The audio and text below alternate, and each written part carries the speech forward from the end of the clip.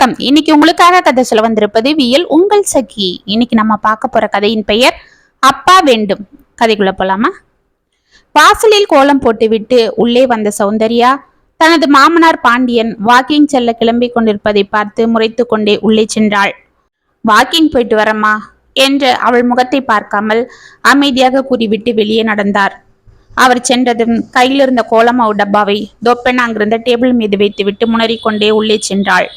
சோஃபாவில் அமர்ந்து கொண்டு பேப்பர் படித்துக் கொண்டிருந்த திலீப் அவளை நிமிர்ந்து பார்த்துவிட்டு மீண்டும் பேப்பரில் மூழ்கினான். சௌந்தர்யா கடகடவென டிஃபன் தயார் செய்ய பிள்ளைகள் இருவரும் பள்ளிக்கு தயாராகி வெளியே வர திலீப்பும் ஆபீஸுக்கு தயாராகி டிஃபனிற்காக டைனிங் டேபிளில் வந்து அமர்ந்தான். இதற்குள் குளித்து முடித்துவிட்டு ஈர டவலுடன் வெளியே வந்த பாண்டியன் பூஜை அறைக்கு சென்று விபூதி எடுத்து நெற்றில் வைத்து கொண்டு சற்று நேரம் கண்களை மூடி இறைவனை வணங்கிவிட்டு வெளியே வந்தார். அவரை பார்த்த கடைக்குட்டி கோபி, தாத்தா சீக்கிரம் வாங்க, சாப்பிடலாம், ஸ்கூலுக்கு போனோம் இல்ல, அப்புறம் லேட் ஆகிட்ட போகுது என்றான். ஆஹா, அப்படியே அக்கறைதான். ஏண்டா பொய் சொல்ற? அந்த கணேசன் கடையில காலையில போய் தாத்தாவை தொந்தரவு பண்ணி சாக்லேட் வாங்கணும். லேட்டா போனா கூட்டத்துல வாங்க முடியாது, அதுக்கு தானே பறக்கிற என்றான் வருண்.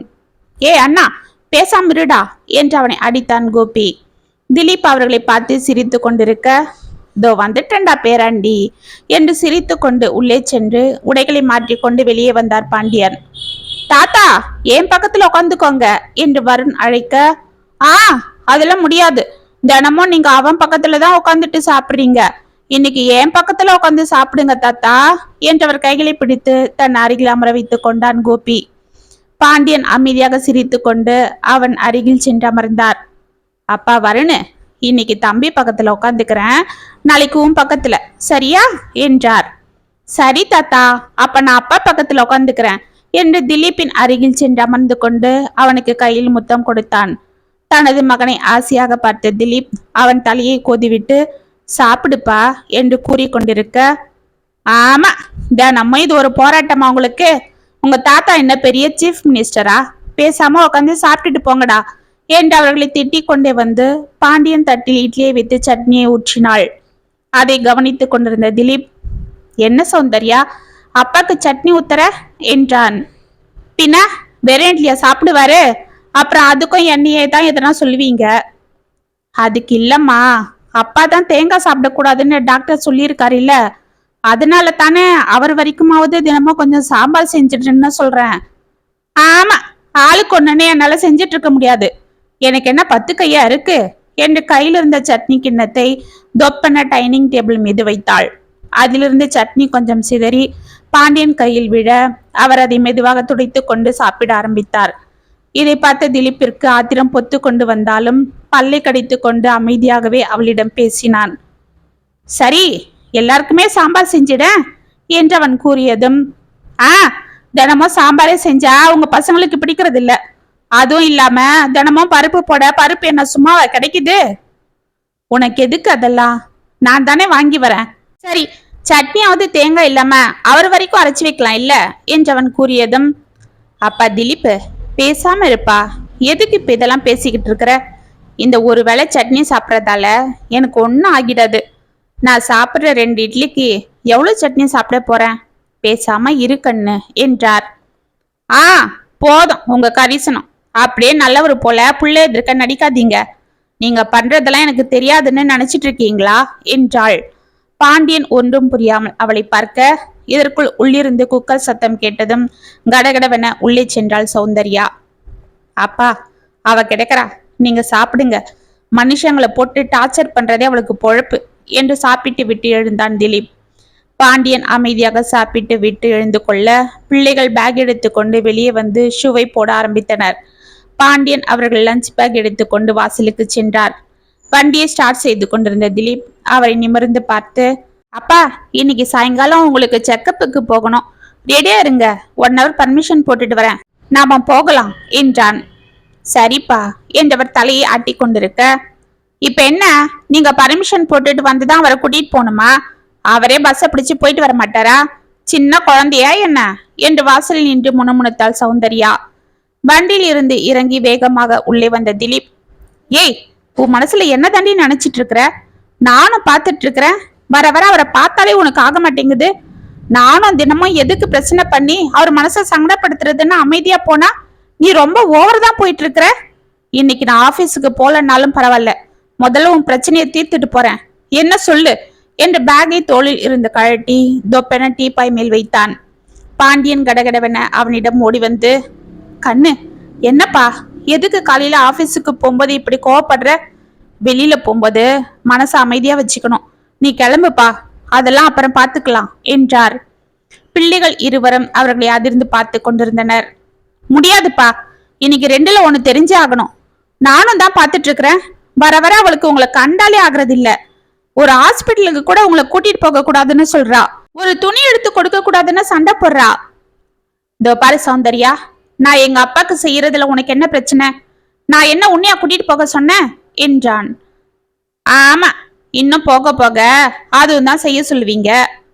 வீட்டுல பெரியவரு, வயசானவரு, அவரும் உனக்கு அப்பா போல தானே. அப்படியே சொன்னாலும் என்ன தப்பு சொல்லு?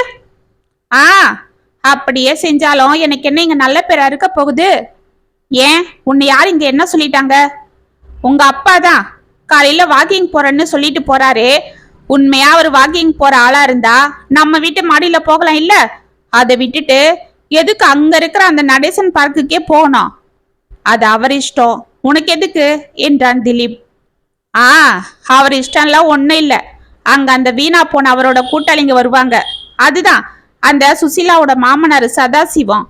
அந்த ஆளும் இவரும் சேர்ந்துக்கிட்டு என் மருமக இன்னைக்கு இப்படி குடும்பப்படுத்தினா, என்ன அப்படி குடும்பப்படுத்தினான்னு எல்லார்கிட்டையும் புலம்புறாங்களாம். இவங்க பரிதாபத்தை தேடிக்க ஊர்ல இருக்கிறவங்க கிட்டலாம் எங்களை குறை சொல்லி எங்களை அசிங்கப்படுத்தணுமா என்று பாண்டியனை முறைத்தாள். அம்மாடி, நான் அப்படிலாம் உன்னை பத்தி எங்கேயும் குறை சொன்னதில்லம்மா. நீயும் எனக்கு ஒரு பொண்ணு போலத்தானே. நானே உன்னை வெளியில விட்டு கொடுப்பனா? சொல்லு, உன்கிட்ட யாரோ தப்பா சொல்லியிருக்காங்க என்றார். போதும் போதும், சரி, அப்படியே அவர் பேசினாருன்னே வெயி. இப்ப அதனால உனக்கு என்ன ஆகிட போகுது? நீ உண்மையா நடந்துக்க, உன் கடமையை நீ செஞ்சுட்டு போ. யார் என்ன சொன்னா உனக்கு என்ன என்றான் திலீப். ஆமா, என் கடமை செய்யறேன். நமக்கு ஒரு சமையல், அவருக்கு ஒரு சமையல்னு பண்ணிக்கிட்டு, அவருக்கு ராத்திரியில உடம்புக்கு வந்துட்டா எழுந்து ஆஸ்பத்திரிக்கு ஓடிக்கிட்டு, அவர் எப்ப பாரு இரும்புகிட்டு இருந்தா அந்த சத்தம் காதை குடைஞ்சுக்கிட்டு இப்படிலாம் நான் அவதி பண்ணுமா? என்ன சௌந்தர்யா, இதெல்லாம் ஒரு பிரச்சனையா? உங்க அப்பாவா இருந்தா இப்படிதான் நீ பேசுவியா என்றான். எங்க அப்பா இப்படியா புள்ள வீட்டுல உட்காந்துக்கிட்டு உயிரை வாங்குவாரு? அவருக்கு உங்க அம்மா துணை இருக்காங்க. அதுவும் இல்லாம உங்க அண்ணன் பெங்களூர்ல அவங்க மாமியார் வீட்டோட இருக்கான். போதும் போதும், அப்படியே அவன் இங்கேயே இருந்தாலும் எங்க அம்மாவே இல்லைன்னாலும் அவர் அவன்கிட்ட இருந்துகிட்டு இப்படி கழுத்த இருக்க மாட்டாரு. எங்கேயாவது முதியோர் இல்லத்துக்கு போயிடுவார் என்றாள். அப்ப எங்க அப்பாவை அங்க கொண்டு போய் சேர்க்க சொல்றியா என்று பொங்கி எழுந்தான் திலீப். பாண்டியன் சற்று ஆடி போனார். பின்ன இன்னும் எத்தனை நாளைக்கு தான் நானும் இப்படி இருக்கிறது? ஒரு லீவு நாள் அது இதுன்னா கூட புருஷன் பசங்கன்னு எங்கேயாவது நிம்மதியா ஒரு பீச்சு சினிமான்னு போக முடியுதா? இல்ல ஒரு டூருக்கு அங்க இங்கன்னு 4 நாள் போய் தங்க முடியுதா? இவரை விட்டுட்டு நீங்களும் வரமாட்டீங்க, இல்ல இவரையும் கூட்டிட்டு போகணும்னு அடம் பிடிப்பீங்க. அங்கங்க போய் பாருங்க, அவங்க எவ்வளவு சந்தோஷமா புருஷன் பொண்டாட்டி குழந்தைங்கன்னு சுதந்திரமா சுத்துறாங்கன்னு என்று கண்களை கசக்கினாள். இதோ பாரு, நீ 1000 சொன்னாலும் சரி, எங்க அப்பா ஏன் கூட தான் இருப்பாரு. முடிஞ்சா எங்க அப்பாவுக்கு செய், இல்ல நான் உன்னை தொந்தரவு பண்ண மாட்டேன். நானே எங்க அப்பாவை பாத்துக்கிறேன். நீ வர்றதுக்கு முன்னாடி நான் செய்யல அவருக்கு. இது என்ன பெரிய கம்ப சுத்திரமா என்றான். ஓ அப்படியா? அப்ப நான் உங்களுக்கு தேவையில்லை அப்படிதானே? நான் அப்படி சொல்லல. திலீப், என்னப்பா என்ன இதெல்லாம் என்று தவித்தார் பாண்டியன். அப்பா நீங்க பேசாம இருங்க என்றான் திலீப். ஆமா, அவர் இவ்வளவு தூரம் என்னை அலட்சியப்படுத்த நீங்க தான் காரணம். உங்களாலதான் அவர் என்னை இப்படி பேசுறாரு. இப்படி வாழ வேண்டிய எங்க மத்தியில எதுக்கு வந்து உக்காந்துக்கிட்டு எங்க கழுத்தை அறுக்குறீங்க? பேசாம எங்கேயாவது போய் தொலையலாம் இல்ல என்றவள் புரிந்து தள்ள பலார் என்றவள் கன்னத்தில் அறைந்தான் திலீப். திலீப், என்ன பண்ற? பொம்பளை பொண்ண கையை நீட்டுறியா? என்ன பழக்கம் இது என்று கத்தினார் பாண்டியன். போதும் போதும், புள்ளைய நல்லா ஏத்தி கொடுத்து என்ன அடிக்க வச்சுட்டு இப்படி நாடகமா நடிக்கிறீங்க. என்னங்க, இந்த பாருங்க, இனிமே நான் ஒரு நிமிஷம் கூட இங்க இருக்க மாட்டேன். என் பிள்ளைங்களை கூட்டிட்டு எங்க அம்மா வீட்டுக்கு போறேன். எப்பவும் போல பின்னாடி வந்து சமாதானப்படுத்தி இந்த வாட்டி என்ன கூப்பிட்டுட்டு வந்துடலான்னு பின்னாடியே வந்தீங்க. நான் சும்மா இருக்க மாட்டேன். உங்க அப்பாவை எப்ப கொண்டு போய் முதியோர் இல்லத்துல தள்ளுறீங்களோ அப்பதான் வருவேன் என்று உள்ளே சென்று பெட்டியில் தனது துணிகள், பிள்ளைகள் துணிகளை எடுத்து கடகடவென அடுக்கினாள். திலீப் அமைதியாக சோஃபாவில் அமர்ந்தான். பிள்ளைகள் இருவரும் அவன் அருகில் சென்று அமர்ந்து கொண்டு அவனை கட்டி கொண்டனர். திலீப், போப்பா, போய் மருமகளை சமாதானம் செய். அவ கோச்சிக்கிட்டு போயிட போறாப்பா. பிள்ளைங்க இல்லாம உன்னால இருக்க முடியாது. அதுங்களும் துடிச்சிடும். நீங்க இப்படி வேதனைப்படுறதை என்னாலையும் பார்க்க முடியாது. போப்பா, போய் அவளை சமாதானம் செய். நான் வேணா எங்கேயாவது போயிடுறேன். நீங்க நல்லா இருந்தா அது போதும் எனக்கு என்றார். அப்பா, நீங்க பேசாம இருங்க. இவளுக்கு இதேதான் பழக்கம். உன கிளம்பிடுவா. போட்டோம், விடுங்கப்பா. நான்லாம் அவளை சமாதானம் செய்ய மாட்டேன். எனக்கு நீங்க தான் முக்கியம். அவ இஷ்டத்துக்கெல்லாம் ஆட முடியாது. நான் அவளை போக சொல்றேன். அவளா போனா நான் என்ன பண்றது என்றான். அப்பா, பிளீஸ்பா, அம்மாவை போக வேண்டாம்னு சொல்லுங்கப்பா. உங்களை பார்க்காம எங்களால இருக்க முடியாது என்றான் கோபி. ஆமாம்பா என்று வருணம் அவன் மீது சாய அவர்களை மார்போடு அணைத்து கொண்டு கண்ணீர் வடித்தான் திலீப். இதற்குள் பெட்டியுடன் வெளியே வந்த சௌந்தர்யா, போதுண்டா, கிளம்புங்க. உங்க அப்பாக்கு நம்மளை விட அவங்க அப்பா தான் முக்கியம். நான் போனா உங்களையும் கவனிக்காம அப்பா அப்பான்னு அவரையே பார்த்துக்கிட்டு உங்களை கொண்டு போய் ஹாஸ்டல்ல போட்டாலும் போட்டுருவாரு. வாங்கடா பேசாம என்றவர்கள் இழுத்து கொண்டு கடகடவென வெளியே சென்றாள். அம்மாடி, நான் சொல்றது கேளு. கண்டிப்பா நான் எங்கேயாவது ஆசிரமத்துக்கு போயிடுறேம்மா. நீ வெளியில போகாத கண்ணு என்றால் பின்னால் சென்றார் பாண்டியன். முதல்ல அதை செஞ்சுட்டு எனக்கு தகவல் சொல்லுங்க, அப்ப நான் வரேன் என்று ஆட்டோவை அழைத்து அதில் பிள்ளைகளை ஏற்றிவிட்டு தானும் ஏறி அமர்ந்தாள். ஆட்டோ விற்றென பறந்தது. பாண்டியன் ஒன்றும் புரியாமல் அந்த ஆட்டோவை பார்த்து கொண்டு அமைதியாக நின்றார். என்னங்க, இந்தாங்க மாத்திரை போட்டுக்கிட்டு அப்புறமா பேப்பரை படிங்க என்று மாத்திரைகளை தனது கணவரிடம் கொடுத்து விட்டு கையில் இருந்த வெந்நீரை அவரிடம் கொடுத்தாள் வனஜா. பேப்பரை மடித்து வைத்துவிட்டு அவளை பார்த்த கங்காதரன், அம்மாடி, நீ போட்டுக்கிட்டியாமா என்று கேட்டுக்கொண்டே அதை வாங்கினார். போட்டுக்கிட்டங்க என்று கூறிக்கொண்டு அவர் அருகில் அமர்ந்தாள். ஆமா, இன்னும் எத்தனை நாளைக்கு மாத்திரை இருக்கு? எங்க இருக்கு, இன்னையோட சரியா போயிடுச்சுல்ல. நாளைக்கு நீங்க டெஸ்ட்டுக்கு போக வேண்டாமா என்றாள். ஆமா இல்ல, சரிம்மா, காலையிலே எனக்கு காப்பி கொடுக்காத, நான் போய் டெஸ்ட்டுக்கு கொடுத்துட்டு வந்துடுறேன் என்று அவர் கூறிக்கொண்டிருக்க வாசலில் ஆட்டோ வந்து நிற்கும் சத்தம் கேட்டது. என்னங்க, ஆட்டோ வந்து வாசல்ல நிக்கிறா போல இல்ல என்று உற்று பார்த்தாள் வனஜா. ஆமாம்மா என்று வாசலை பார்த்த கங்காதரன், வனஜா, நம்ம சௌந்தர்யா தான் பிள்ளைங்களை கூட்டிட்டு வருது என்று மகிழ்ச்சியோடு கூறினார். என்னங்க, பிள்ளைங்களுக்கு பள்ளிக்கூடம் லீவ் விட்டுட்டாங்களா? நேத்து கூட போன் போடும் போது ஒன்னும் சொல்லலையே என்று பரபரப்பாக எழுந்து வாசலுக்கு ஓடினாள். இதற்குள் ஆட்டோவிற்கு பணத்தை கொடுத்து விட்டு அவள் பெட்டி எடுத்துக்கொண்டு உள்ளே வர பிள்ளைகள் இருவரும் பாட்டி என்று ஓடி வந்து வனஜாவை கட்டி கொண்டனர். என் தங்க குட்டிங்க என்று அவர்களை வாரி அணைத்தாள் வனஜா. ஐயா, தாத்தா என்று பிள்ளைகள் இருவரும் சோஃபாவில் அமர்ந்திருந்த கங்காதரனிடம் ஓடினர். அவர்களை வாரி அணைத்த கங்காதரன், என்னடா கண்ணுங்களா, யூனிஃபார்மோட வந்திருக்கீங்க, பள்ளிக்கூடம் போகலையா என்று ஆச்சரியமாக கேட்டார். இதற்குள் உள்ளே வந்த சௌந்தர்யாவிடம் இருந்து பெட்டியை வாங்கிய வனஜா, என்னடா கண்ணு, சொல்லாம கொள்ளாம இப்படி திடுதிடுப்புன்னு வந்துட்ட என்று சிரித்து கொண்டே அவளை பார்த்தாள். ஏன், நான் வரக்கூடாதா? உங்களுக்கும் நான் தலைவேதனையா போயிட்டேனா? சொல்லிடுங்க. இப்படி எங்காவது போய் கிணத்துல தண்டாவளத்துல விழுந்துடுறேன்.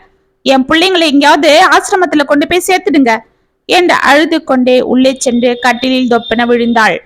அவளை அதிர்ந்து பார்த்து கொண்டிருந்த வனஜா திரும்பி கங்காதரனை பார்க்க அவர் ஒன்றும் புரியாமல் பிள்ளைகளை பார்த்தார். அன்று முழுவதும் சௌந்தர்யா தனது அறையை விட்டு வெளியே வரவே இல்லை. வனஜாவை அவளுக்கு சாப்பாடு கொண்டு போய் கொடுத்து கொண்டிருந்தாள். அவள் மனநிலையை அறிந்து ஒன்றும் அவளிடம் பேசிக் கொள்ளவில்லை. பிள்ளைகள் இருவரும் தனது தாத்தா பாட்டியிடம் விளையாடி கொண்டிருந்தனர். இரவு அனைவருக்கும் வனஜா சாப்பாடு பரிமாறி கொண்டிருக்க, சௌந்தர்யாவுக்கு கொண்டு போய் கொடுத்துட்டு வாமா என்றார் கங்காதரன். வேண்டாம்பா, நானே வந்து சாப்பிட்றேன் என்று அங்கு வந்தாள் சௌந்தர்யா. வாமா, இப்படி உக்காரு என்று சற்று நகர்ந்து அமர்ந்து கொண்ட கங்காதரன், வனஜா, குழந்தைக்கு தட்டு வெயி என்றார். வனஜா அவளுக்கு தட்டை வைத்து சாப்பாடு பரிமாறினாள்.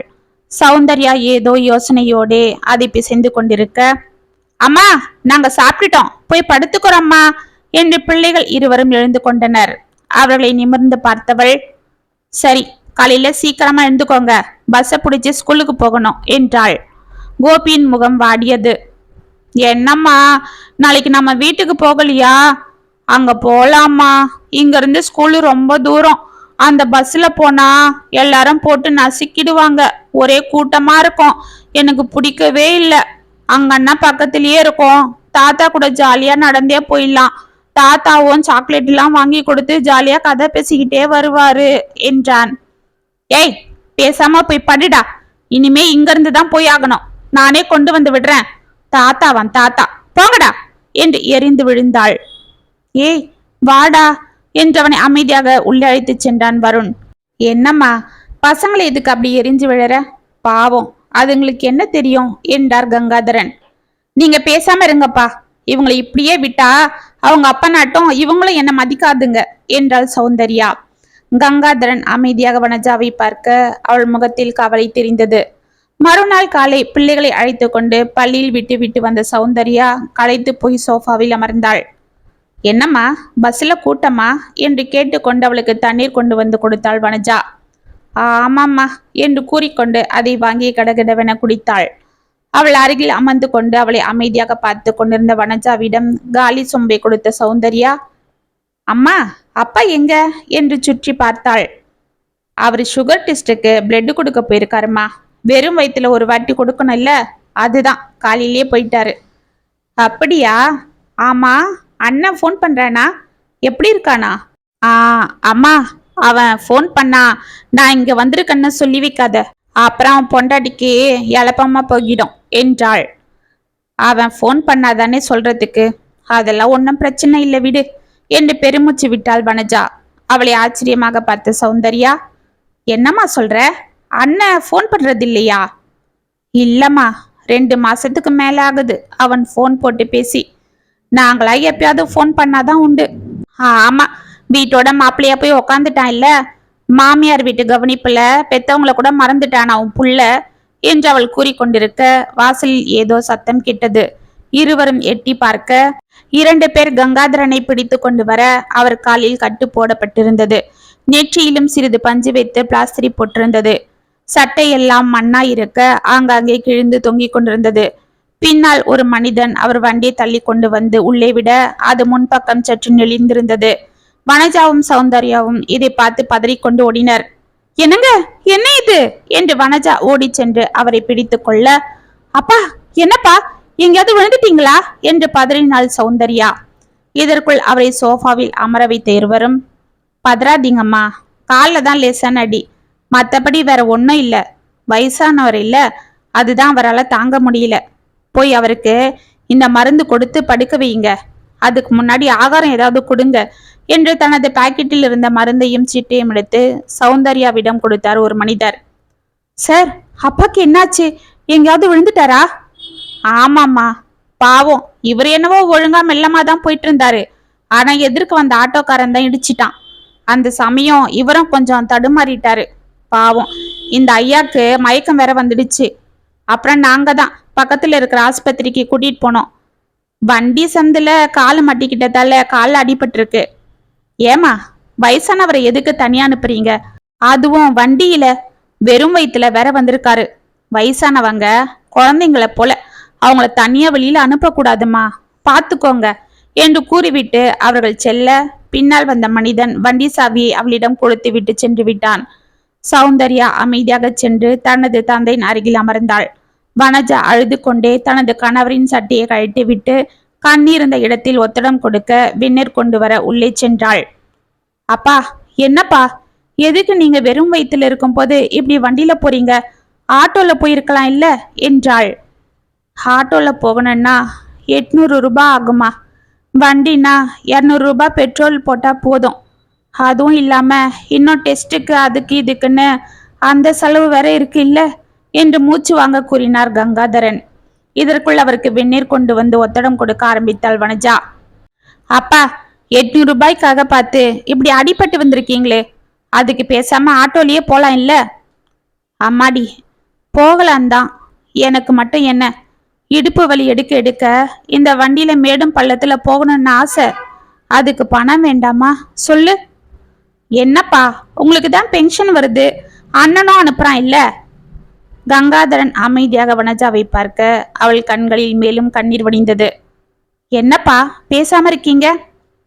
நான் என்னத்த சொல்றத கண்ணு, உங்க அண்ணாக்காரன் இப்பெல்லாம் பணத்தை அனுப்புறது இல்ல என்று பெருமூச்சு விட்டார். என்னப்பா சொல்றீங்க என்றவரை உற்று பார்த்தாள் சௌந்தர்யா. ஆமாம்மா, உங்க அண்ணாக்காரன் இப்பெல்லாம் பணத்தை அனுப்புறது இல்ல. ஏம்மா, முதல்ல எல்லாம் அனுப்பிட்டு தானே இருந்தா? ஆமா, அங்க போய் ஒரு 6 மாசம் அனுப்பினான். அப்புறம் அவங்க மாமியாரு மூஞ்ச தூக்கி வச்சுக்கிட்டு செலவு அதிகமாகுது அது இதுன்னு ஜாடமடியா பேசுறாங்கன்னு உங்க அண்ணி மளிகை சாமான்லாம் நாமளே வாங்கி போட்டுடுவோன்னு சொன்னாலாம். சரின்னு உங்க அண்ணனும் வாங்கி போட ஆரம்பிச்சிட்டானா. அங்க என்னவோ எல்லாம் விலை அதிகமாமா. அதனால என்னால பணம் அனுப்ப முடியல. எங்க அப்பா பென்ஷன்லயே எப்படியாவது அட்ஜஸ்ட் பண்ணிக்கோங்கன்னு சொல்லிட்டான். அப்பாவுக்கு வர வருமானத்துல நாங்க எந்த செலவுன்னு பாக்குறது? இப்பெல்லாம் டாக்டர் ஃபீஸ் அதிகமாயிடுச்சு, மருந்து மாத்திரை விலை ஏறிடுச்சு. இனி சாப்பாடு காய்கறி அது இதுன்னு எப்படியோ காலத்தை ஓட்டுறோம் என்றாள். சௌந்தர்யா அதிர்ந்து அவர்களை பார்த்து கொண்டிருந்தாள். நல்ல வேலை இன்னைக்கு உங்க அம்மாவை கூட்டிட்டு போகல, இல்லைன்னா என்ன ஆகியிருக்கும்? இப்பெல்லாம் கண்ணு வேற சரியா தெரியறதில்ல. எதிர்க்க வண்டிங்க வர்றது தூரத்துல இருந்து தெரியாது, கிட்ட வந்தாதான் தெரியுதே. அதுக்குள்ள அவங்க இடிச்சு தள்ளிட்டு போயிடுறாங்க. இந்த கால பசங்களுக்கு எல்லாத்துக்கும் அவசரம். என்ன பண்றது என்று பெருமூச்சு விட்டார் கங்காதரன். வாங்க உள்ள போய் கொஞ்சம் படிப்பீங்க என்று அவரை கைத்தாங்களாக பெட்ரூம் அழைத்து சென்றாள் வனஜா.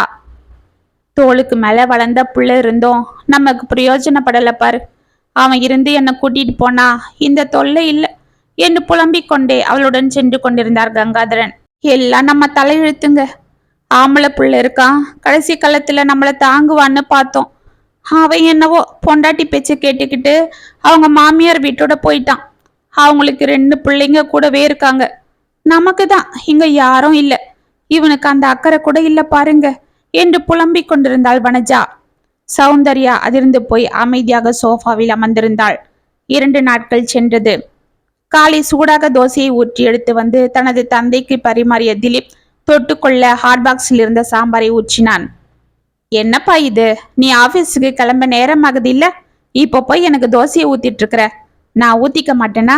நீ உக்காந்து முதல்ல சாப்பிடு வா என்று அவன் கைகளை பிடித்து இழுத்தார். பரவாயில்லப்பா, தோ ஆயிடுச்சு, நீங்க சாப்பிடுங்க என்று அவர் அருகில் அமர்ந்து கொண்டு அவனும் சாப்பிட ஆரம்பித்தான். சாம்பார் நல்லா இருக்கு கண்ணு என்றார் பாண்டியன். திலீப் சிரித்து கொண்டே இன்னும் கொஞ்சம் போட்டுக்கோங்கப்பா என்றான். இருக்கட்டும் கண்ணு, நம்ம வரனுக்கு நீ செய்யற சாம்பார்னா ரொம்ப பிடிக்கும். குழந்தை கேட்டு கேட்டு சாப்பிடுவான் இல்ல என்று கண்களை துடைத்து கொண்டார். திலீப் தலையை குனிந்து கொண்டான். கண்களில் இருந்து கண்ணீர் அவன் கைகளில் விழுந்தது. என்ன கண்ணு, நீயும் பிடிவாதமா இருக்க? இந்த கிழவனுக்காக உன் வாழ்க்கையை இப்படி கெடுத்துக்கிற? இதோ பாரு, இன்னைக்கு போய் முதல்ல குழந்தைங்களையும் மருமகளையும் கூட்டிட்டு வா என்றார். அப்பா, அவதான் சொல்லிட்டு போனாலே நீங்க வெளியில போனாதான் வருவன்னு. அப்பா திலீப், நம்ம சதாசிவன் நேத்து என்கிட்ட ஒரு விஷயம் சொன்னான். என்னப்பா, என்ன சொன்னாரு? நான் சொல்லுவேன், நீ கோபப்படாம கேட்கணும் என்றார். அவர் என்ன கூறப் போகிறார் என்பதை ஒருவாறு ஊகித்த திலீப், சரி சொல்லுங்க என்றான் அமைதியாக. அப்பா திலீப், நம்ம வீட்டில இருந்து ஒரு 5 கிலோமீட்டர் தள்ளி ஒரு முதியோர் இல்லம் இருக்காமே. ஆமா தெரியும், அதுக்கு என்ன? கோச்சிக்காத கண்ணு, அங்க நல்லா வசதியா இருக்கான். வயசானவங்க எல்லாம் நல்லா கவனிச்சுக்கிறாங்களாம், நல்ல சாப்பாடு போடுறாங்களாம், டிவி இருக்கான். சாயங்காலம் ஆனா எல்லாரும் ஒன்னா உக்காந்து பஜனை பண்ணுவாங்களாம், கதை பேசுவாங்களாம். வாரம் ஒரு நாள் வெளியில போயிட்டு வரலாமா. அதனால அதனால என்று அவரை உற்று பார்த்தான். ஒன்னும் இல்லை கண்ணு, அங்க நம்ம சதாசிவம் போய் சேர போறானா. என்னையும் வர சொன்னா. நான் இங்கிருந்து என்ன பண்றேன் சொல்லு? பசங்க சாயங்காலம் தான் வருதுங்க. வந்த உடனே ஹோம்ஒர்க்கு ப்ராஜெக்ட்னு படிக்க உக்காந்துடுதுங்க. அப்புறம் நைட்டு சாப்பிட்டு தூங்கிடுறாங்க. காலையில திரும்பவும் எழுந்து ஓடுதுடுங்க. ஒரு லீவு நாள்ல கூட இப்பெல்லாம் அதுங்க ஃப்ரீயாவே இருக்கிறது இல்ல. எனக்கும் வீட்டுல தனியா உக்காந்து உக்காந்து போர் அடிக்குது. அதனால நான் என்ன சொல்றேன்னா, அங்க போய் நான் இருந்துக்கிறேன். வாரம் ஒரு நாள் நான் வந்து உங்களை பாத்துக்கிறேன். இல்ல நீங்க வாங்க, சரியா என்றார். அப்பா, சின்ன வயசுல அம்மா இறந்து போனப்ப உங்களை வேற ஒரு கல்யாணம் பண்ணிக்கணும்னு நம்ம சொந்தக்காரங்க எவ்வளவு கெஞ்சினாங்க. அப்ப நீங்க என்ன சொன்னீங்க சொல்லுங்க என்றான். அது அதெல்லாம் இப்ப எதுக்குப்பா? அப்பா, நானே சொல்றேன். என் பையனுக்கு இனிமே தகப்பனும் நான் தான், தாயும் நான் தான். அவனுக்கு தாயோட இயக்கம் வந்துடாம பாத்துக்கணும்னா அது என்னாலதான் முடியும். நான் அவன் மேல வச்சிருக்கிற பாசத்தை நான் யார் கூடவும் பங்கு போட விரும்பலன்னு சொன்னீங்க. சித்தின்னு ஒருத்தி வந்துட்டா என்னை கொடுமைப்படுத்துவாங்கன்னு பயந்தீங்க.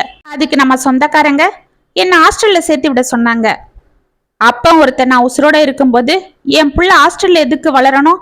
அப்படிப்பட்ட ஒரு கல்யாணம் எனக்கு தேவையில்லை. எனக்கு என் புள்ளைய தவிர வேற எதுவும் பெருசு இல்லைன்னு சொன்னீங்க. இப்படி எனக்காக வாழ்ந்த எங்க அப்பாவை நான் கொண்டு போய் இன்னைக்கு ஆசிரமத்துல விடணுமா? பாண்டியன் அவனை அதிர்ந்து பார்த்தார். அதுக்கப்புறம் நான் கொஞ்சம் வளர்ந்து விவரம் தெரிய ஆரம்பிச்சதும், நமக்காக தானே அப்பா தனியால கஷ்டப்படுறாரு, நம்ம ஹாஸ்டலுக்கு போயிட்டா அப்பா 2வது கல்யாணம் பண்ணிப்பாரு, சித்தி அப்பாவை பார்த்துப்பாங்கன்னு யோசிச்சு நான் ஹாஸ்டல்ல சேர்ந்துக்கிறேன்னு உங்ககிட்ட சொன்னதுக்கு என் புள்ளைய ஒரு நாள் கூட பார்க்காம என்னால இருக்க முடியாது. உனக்கு என்ன தேவைன்றது எனக்கு தான் தெரியும்.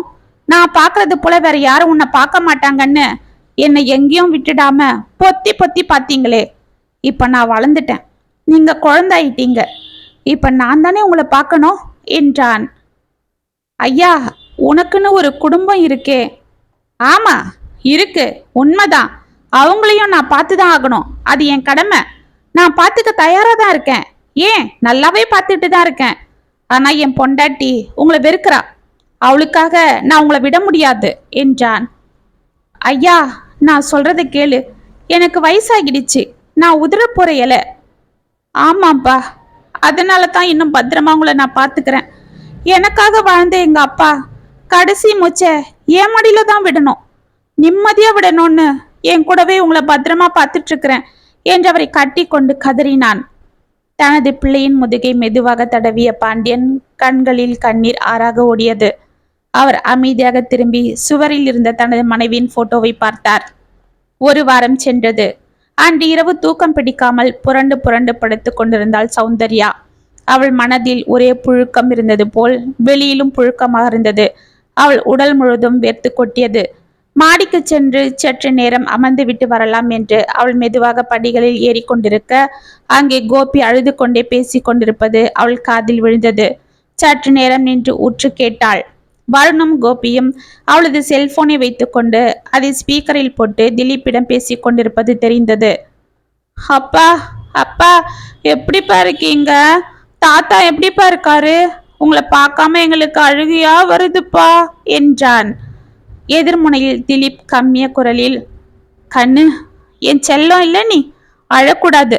அப்பா சீக்கிரமா வந்துடுவேன். போங்கப்பா, நீங்க பொய் சொல்றீங்க. எப்போ நாங்க தாத்தா வீட்டுக்கு வந்துட்டா மறுநாளே வந்து கூட்டிட்டு போயிடுவீங்க. ஆனா இப்போ 10 days ஆகியும் வரவே இல்லை என்றான் கோபி. அது அப்பாக்கு கொஞ்சம் வேலைப்பா. நான் மட்டும் என்ன, உங்களை பார்க்காம இங்க சந்தோஷமாவா இருக்கேன் சொல்லுங்க? தாத்தாவும் தினமும் அழுதுகிட்டே இருக்காரு. அப்படியா, பாவம் என்றான் வருண். சரி, அது போகட்டும். சாப்பிட்டீங்களா? தாத்தா பாட்டிலாம் எப்படி இருக்காங்க? அம்மா எப்படி இருக்காங்க என்றான். தாத்தாக்கு காலில் அடிபட்டிருக்கு. அடக்கடவுளே, என்ன ஆச்சுப்பா என்று அலறினான். வண்டியில போகும்போது விழுந்துட்டாராம். அடடா, இப்ப எப்படி இருக்கு அவருக்கு?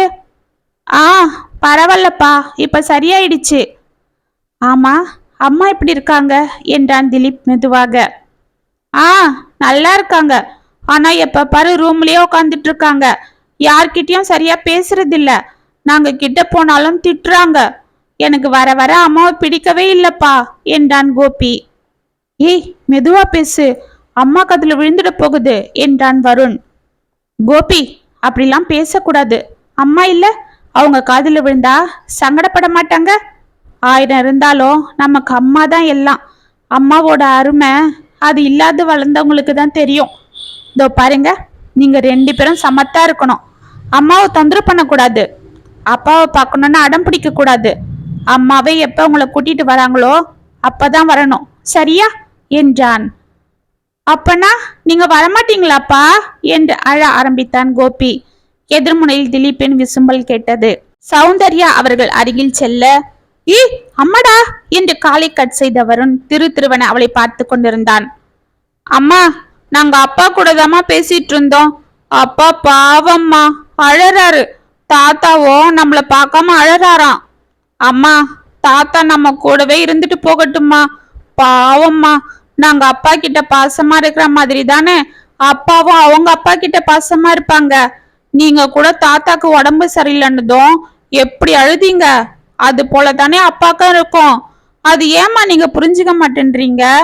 அம்மா, நாம நம்ம வீட்டுக்கு போலாம்மா. எனக்கு தாத்தாவை அப்பா எல்லாம் பார்க்கணும் போல இருக்கு. தாத்தா ரொம்ப நல்லவருமா. அவரு உங்களை பத்தி எங்க கிட்ட பெருமையா தான் பேசுவாரு. உங்க அம்மா போல ஒரு புத்திசாலி யாரும் இல்ல. எவ்வளவு நல்லா உங்களை வளர்க்குறாங்க. நீங்க வளர்ந்ததும் அவங்கள பத்திரமா பாத்துக்கணும்னு தினமும் ஸ்கூலுக்கு போகும்போது சொல்லுவாரு தெரியுமா?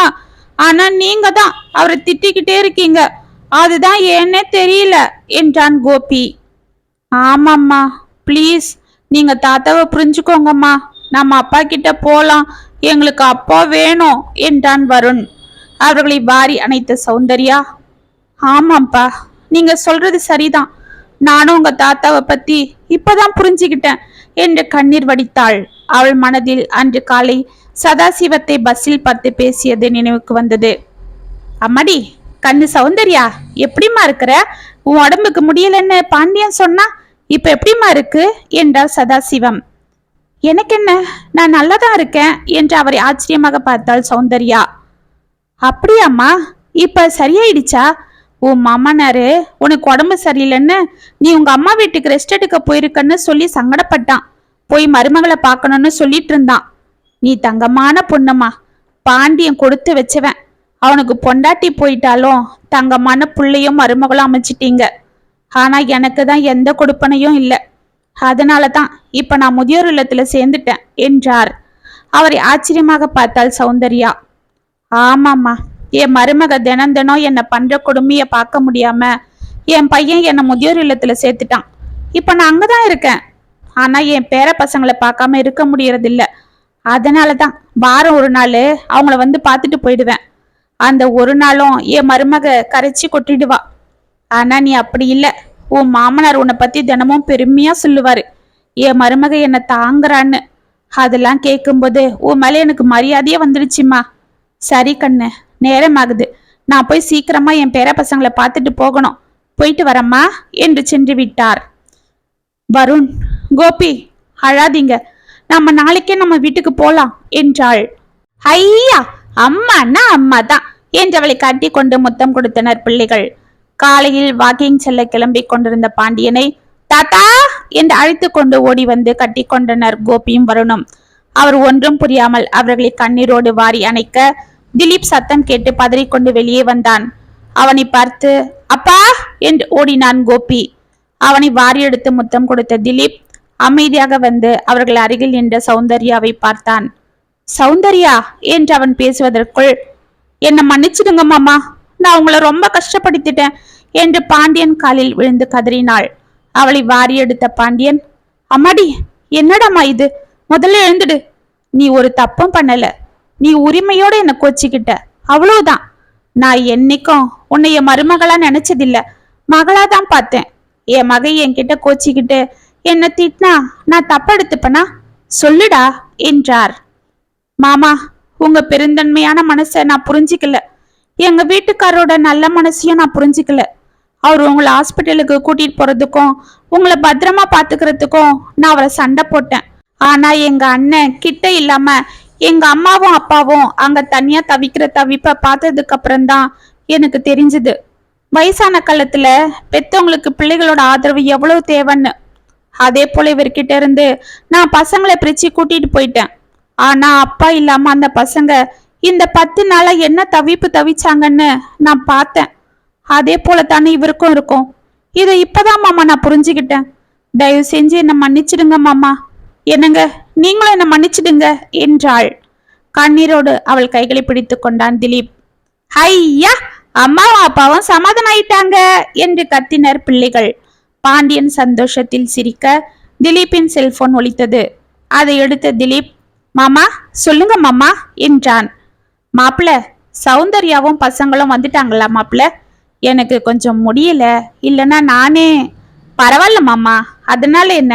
உங்களுக்கு உடம்பு சரியில்லைன்னு பசங்க சொன்னாங்க. நான் சாயங்காலம் வந்து உங்களை பார்க்க வரலான்னு இருந்தேன். நாங்களே நாளைக்கு அங்க வரலான்னு இருக்கோம் மாப்பிள்ள. அப்படியா?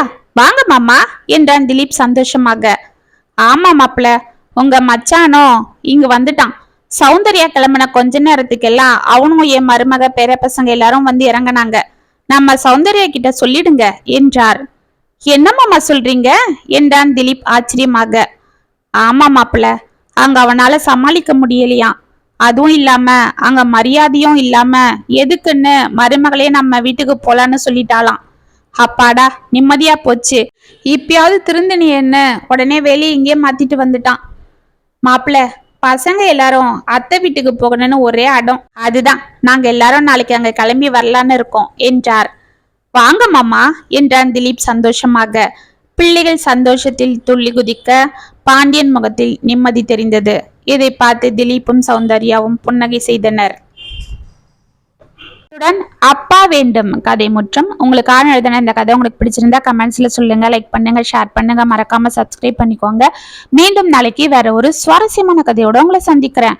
அது வரைக்கும் இணைப்பிலே இருங்க. இப்படிக்கு வியல் உங்கள் சகி.